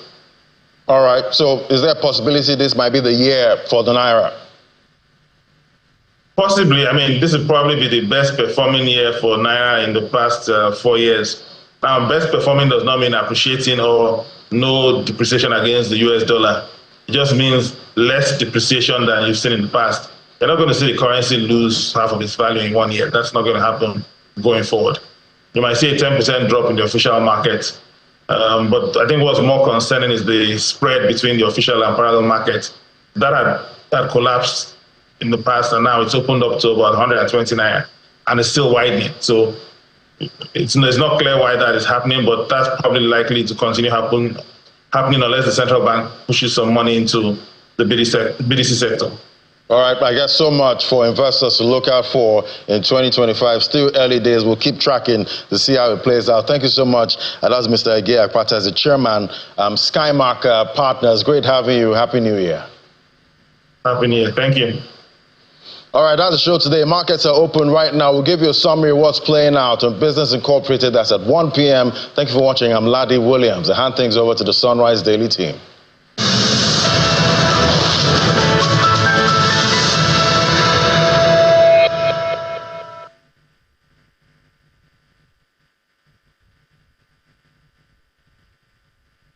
So much, Ladi, and quite a lot to look out for in 2025. Now, let's switch our conversation to security. And the reason why we're bringing this up is because of what's happened in the nation's capital, Niger, Zamfara, Borno. A lot of these things happening at the same time this year. Let's take a look at this one here from the nation's capital. And it was really shocking to hear that this happened again. We thought these days were far behind us. We thought this was over. It would never come back into the nation's capital. But a very disappointing story that we saw from the Buhari Area Council and Islamia. That's a school where they teach Islamic studies. And that particular area, Beijing, they call that area. And watching the visuals from this place actually brought fear in the minds of many residents of the nation's capital. And, it's one of those situations where we need to understand what the dynamics are. What's going on? Where have we slipped? What's the mistake that has been made? Because from the statement that we're seeing from the police on this situation that happened in the nation's capital, the distress call was made by the Sarki of Kuchibui, and the police operatives, including the command's explosive ordnance disposal team and the area commander of Kubwa, actually mobilized to the scene. The place was immediately cordoned off to protect residents, and victims were evacuated and rushed to the hospital for medical attention, according to the police. And the preliminary investigations is the part where really gets us worried. The preliminary investigations by the police revealed that 3 men from Katsina had visited the owner of the Islamic school. The owner of the school is Malam Adamu Ashimu. The 3 visitors are suspected of having brought the explosive device with them, according to the police. And tragically, 2 of the men died in the explosion while tampering with the IED on the school veranda. So they had got to see the owner of the school, and then they were on the veranda. And while they were tampering with that explosive device, it exploded. And then a 3rd man and a female trader got severe injuries and are receiving treatment under police guard. And the police has basically confirmed that this was an IED explosion. Remnants of the IED have been picked up by the police. So where are we dropping the ball? Where is the mistake being made? How did this happen? Well, joining us to have this conversation, we have Captain Bish Johnson, retired U.S. Army personnel. He is joining us. I think we're only taking via phone from Egbama in Imo State. Thank you so much for being with us, Captain. Thank you for having me. And then we also have joining us via Zoom from Kano State, security expert Kabiru Adamu. Good morning and welcome. Thank you, Kela. Good morning. I'm going to start off with you, Mr. Adamu. What happened here? Where did we drop the ball? What mistake was made in your view? We've had these conversations with you previously, Kela, where I harped on the importance of intelligence in any security arrangement. In simple terms, the role and responsibility of any security arrangement is to enhance public security. And the only way that can be done is if we gather the right intelligence to do that. In this instance, from the narrative you've given, the intelligence was there. People arrived with materials that obviously had IED components in them. Nobody detected them. They went ahead to attempt to, we don't know what their motive is. So at this stage, only an investigation would reveal their motive. Were they, unwitting couriers? Because, terrorist groups actually do that. They have couriers. Sometimes their members could be those couriers. Other times it could be innocent persons that would be given the material. But the simple thing is we've not raised the awareness of the public enough to support the security department in harnessing intelligence in the manner that would prevent the deployment of IED materials. Today, if you go to the internet, you are able to gather knowledge to put together an IED. And so our ability to take note of incidents and developments, movement of individuals, movement of materials, to the extent that we can preempt and prevent this type of incident, I think is what matters. There are, if you look at the 3 major documents or strategies that we have for terrorism, that is the National Counterterrorism Strategy, which is in short called NACTES, then the Policy Framework on Countering Violent Extremism, and then lastly, the Terrorism Prohibition and Prevention Act. They have provisions for every member of society to support the counterterrorism campaign. But sadly, and I say this with all sense of responsibility, we have not been carried along. If you bring a journalist today and ask the journalist, what is your role in these 3 documents? He probably or she doesn't know because we've not been carried along. Likewise, if you go to these Islamias, that is the topic of our conversation today, how many of them know their role in supporting the counterterrorism strategy? So this is what dropped the ball. We have the strategies, they are in place. The NACTES was introduced in 2016. PCVE was introduced in 2017. Then the Terrorism Prohibition and Prevention Act was amended in 2022. So there is nothing new. If we had implemented them in the manner that we're supposed to implement them, we wouldn't have this challenge. Sadly, we've not learned from the mistakes in the past. We're not carrying people along. And so gaps have been created that are being exploited by the bad guys. I want to come to Captain Bish. So moving from Katsina to Abuja, okay, well, we can assume that they didn't go through the roads because there are checkpoints everywhere. on the highways or up to that Buari. There are checkpoints everywhere. So we can only assume that they came in through those mountains or some kind of route into the FCT. And that's something that we've talked about before, I think, with you, Captain Bish, where we've talked about, these terrains, these mountainous terrains, and how are they manned? We did hear that technology was going to be, deployed in these areas, make sure that we check the movement of these elements from one place to the other. Is this a failure of that promise? Yeah. Good morning, and thank you again for having me. The individuals may have come from the road. It's possible that those explosive devices were not, they didn't bring them from Katsina State. It's possible that the materials were purchased there in the FCT area, and those explosive devices assembled there in the FCT areas. It's also possible that they may have also brought them from Katsina, and they were able to pass through all the various checkpoints, and they were not detected. So, but all this speaks to is that Nigeria is still struggling with issues of foundational security measures. We are still not able to police our country to capacity. I'm not telling you that there's anywhere in the world where you have absolute security. No, there's nowhere there is absolute security. But there should be enough security for people to have confidence that government is able to protect their lives and their property. It shouldn't be what we are experiencing in Nigeria. So we still have to do some of the take some of those rudimentary measures in terms of internal policing of our country. And one of those is making sure that our borders, and I continue to hammer on that, our borders must be secured. We have to secure our borders from external intrusion. And that's why you saw what played out in the U.S. during their election.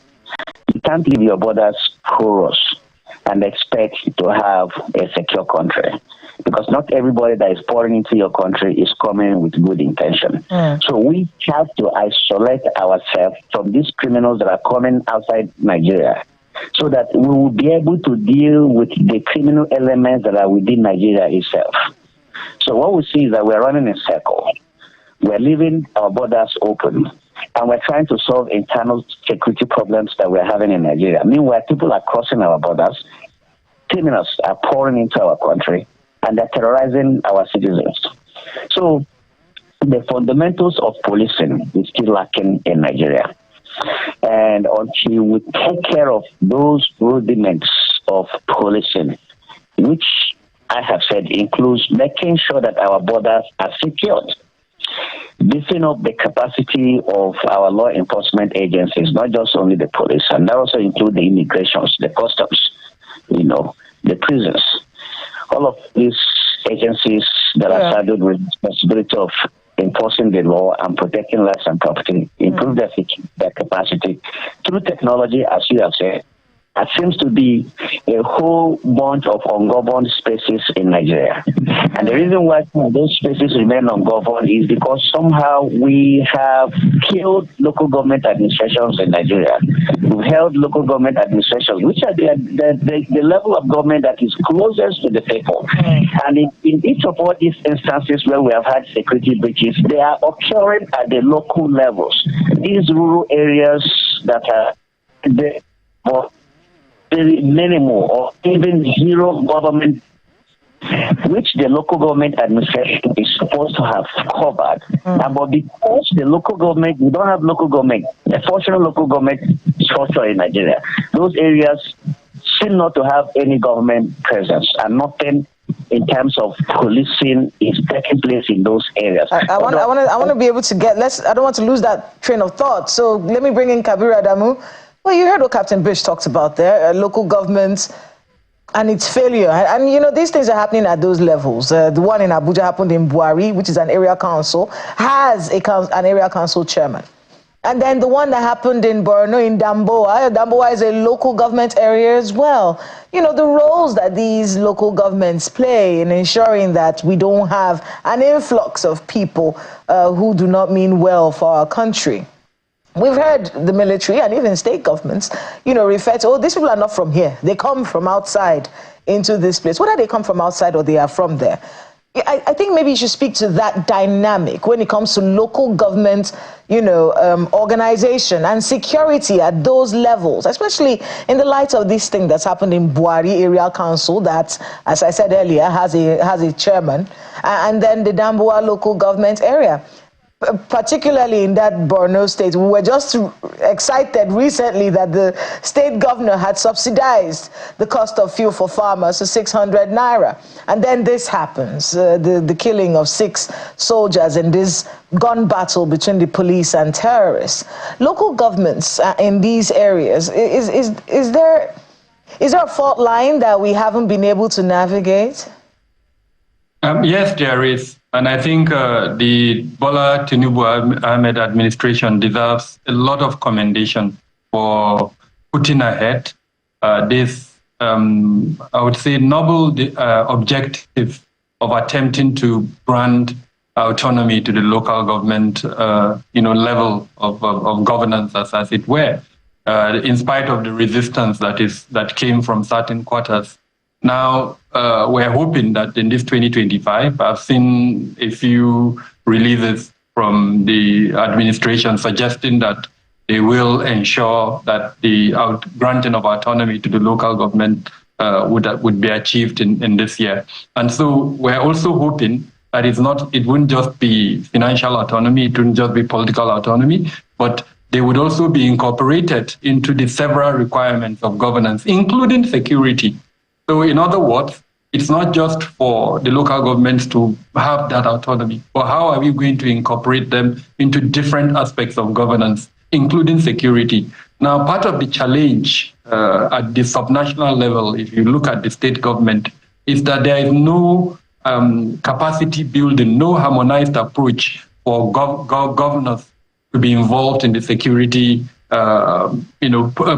provisioning, as it were. The Constitution still sees security as an exclusive item for the federal government, in spite of the reality that we have today, where several governors do have enormous capacity. I'm sure you monitored when the president was in Enugu. He launched a command and control center by the Enugu state government. Kela, that command and control center in Enugu is the most advanced in the world at the moment.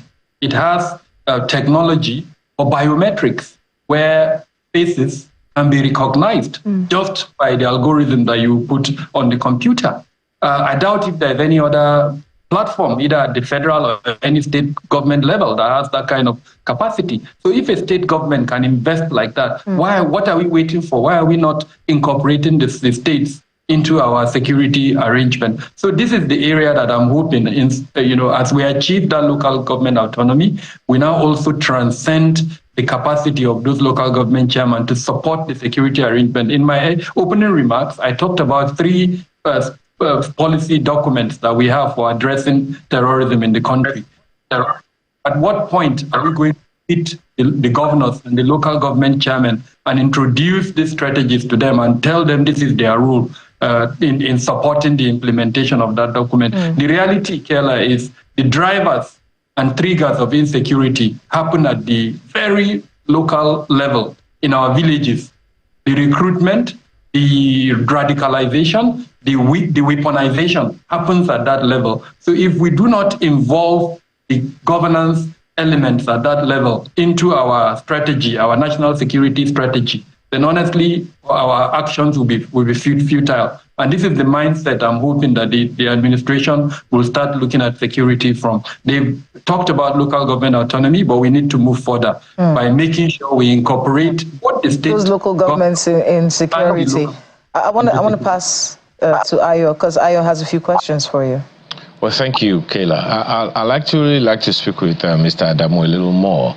Well, Mr. Adamu, tell me how you feel, not just as a professional, but as a Nigerian who knows all that is happening, who understands the political economy, the social economy of the particular location of, where this whole thing happened. How do you feel, and what do you think should be the immediate emotive response? Because this is about people's lives, not just data or statistics.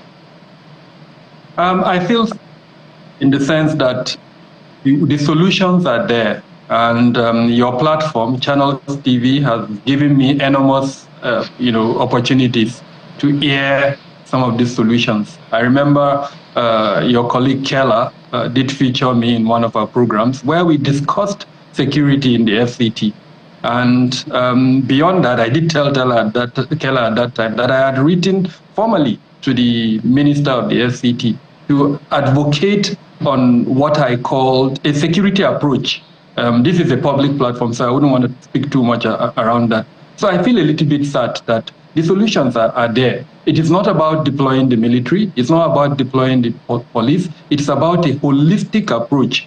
When we hear the whole of governance and whole of society approach, that's how to go. So that every member of the FCT, every Nigerian actually, we're discussing FCT now, but it affects, I just heard the governor of one of the southwest states today complaining that bandits are leaving from northwest to go to his states. So are we going to wait until we start seeing attacks in those states? Our approach should be an approach that is preventative, not an approach that is reactive. So honestly, I feel sad.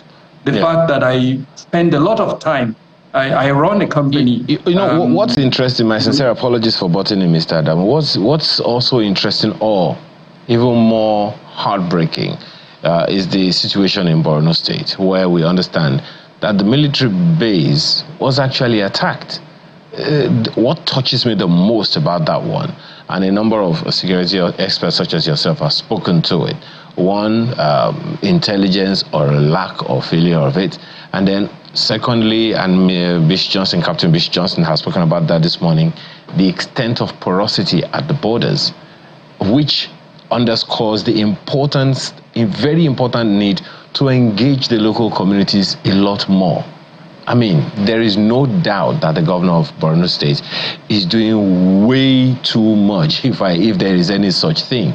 But for this to happen, and it almost catches us unawares, and people's lives are lost, security personnel's lives are lost, that definitely is a lot more heartbreaking than one can imagine.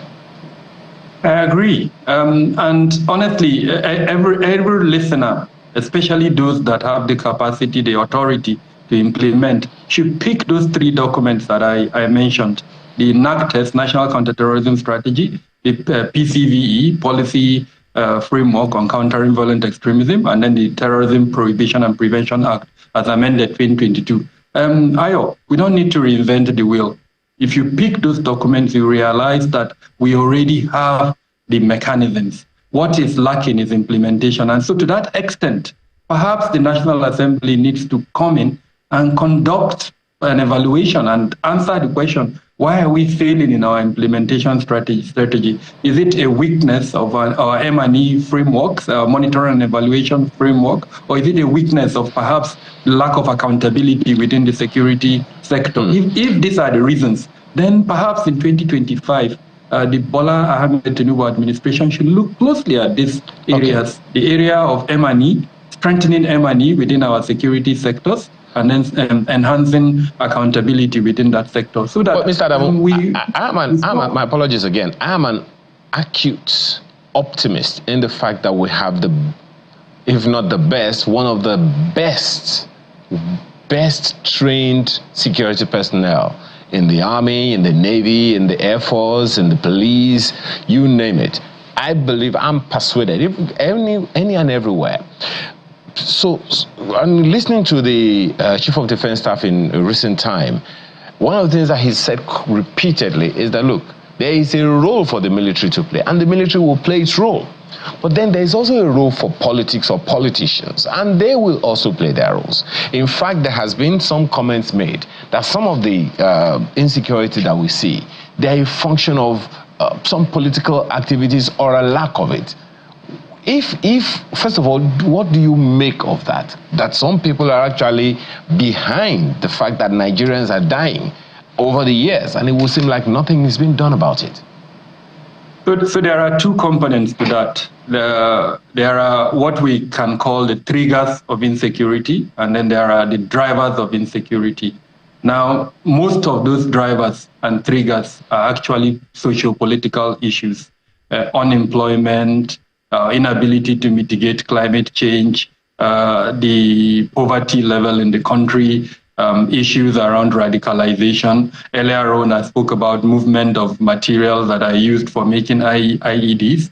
Under the Buhari administration, the Office of the National Security Advisor had an ad hoc committee that was monitoring the movement of incendiary materials. I do not know if that committee is still active. It's very important that we look at those areas. So yes, the role and that politicians can play in addressing those triggers and those drivers is so important. If we wait until we have the challenge and then we now deploy, because let's remember our security departments, 29 of them, I always want to remind us of this. We have 29 different ministries, departments, and agencies that are responsible for security in the country. They are instruments of policy implementation. In other words, it is what the politicians ask them to do that they would do. But where the politicians, for instance, allow poverty to be high, allow all those socioeconomic challenges, fail to mitigate the consequences of climate change, and there is farmer-herder violence, and they now deploy security agencies to go and prevent that, then there is no amount of security personnel that we would deploy. So yes, I agree with the Chief of Defense Staff that the role of politicians in addressing the triggers and drivers of insecurity is even more important than the instrument for addressing security challenges, which is the ministries, departments, and agencies that we have for security. When they say we don't have enough security personnel, it may be true. But what is more important is to acknowledge that we need to take preventive measures to allow the security challenges. You hear the kinetic and non-kinetic, language in security. It's simply around that. That non-kinetic component is primarily the role of the political class, especially political office holders. Talking about bombing and IEDs, the role of Ministry of Transport cannot be overemphasized. We need to make sure that that ministry is incorporated into our national security strategy. If persons can, load some incendiary materials from point A and move it to point B, where are they going to load it? It's likely to be in a vehicle or a train or sometimes even at the airport. But the security posture of the airport is much more better than in the other two means of transportation. So again, those three documents that I mentioned, I don't want to go into the details of the contents of those three documents, but the answer is in those documents. We just need to review those documents, ask critical questions. Why haven't we implemented the provisions in those provisions of those documents? Mr. Kabiru and Captain Bishop, I'm asking the same question to both of you, and I'm hoping that you can wrap it up in 1 minute each. When it comes to the nation's capital, it's a seat of power. Too many important national assets are here, and the security of this place is very important. What should the FCT minister and everybody from the security offices and all the apparatus is all here in the nation's capital for this to have happened while the force headquarters is here, the army is here, the navy is here, the air force is here. For this to have happened in Beijing, in Buhari Area Council, is one that makes us a little bit worried. So what should all the security agencies and the FCT authorities be doing right now to ensure that this doesn't become a trend in the nation's capital? Am I going first? Yes, Mr. Bish, go first.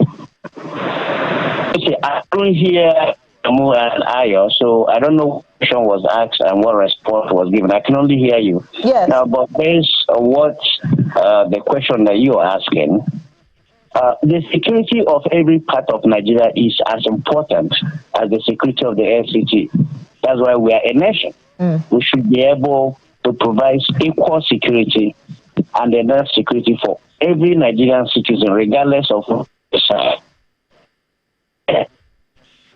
ensure that every level of our government is functioning.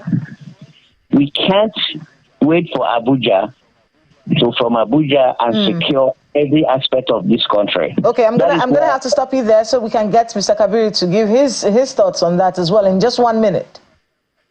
All right, I did say that I've sent a letter to the minister, and in that letter, I identified what we call the 3 R's of security and the 3 D's of security: the ability to detect, to deny, and to delay assailants when they come, the ability to respond, to recover, and to take measures to ensure that we have an arrangement for public security that is sacrosanct. I'm available, if the minister is listening to this, at any point in time, to talk more about the solutions that I've listed in that proposal.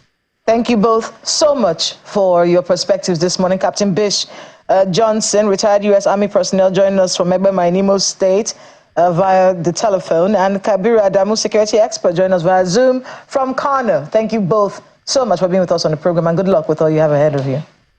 Thank you for having us. Well, that's our show this morning. Please be safe. Make sure you are very conscious of your surroundings as we go into this new year with all the possibilities. Let's not forget how important it is to keep our environments and our families safe. I'm Kayla Megwa. See you next time. And I'm Aya Makinde. Do have a productive day.